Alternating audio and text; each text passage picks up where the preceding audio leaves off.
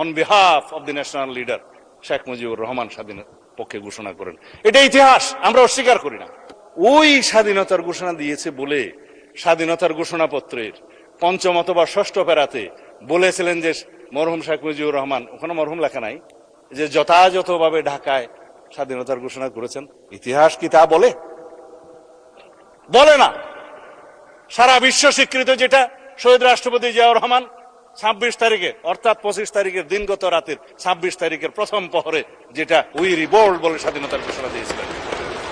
তারপরে 27 তারিখ, সেই জন্যই বাংলাদেশের স্বাধীনতা দিবস 26 তারিখ। তারপরে 27 তারিখে তিনি কালুরঘাট বেতার কেন্দ্র থেকে provisional head of the state হিসেবে এই বাংলাদেশের স্বাধীনতা ঘোষণা করেন।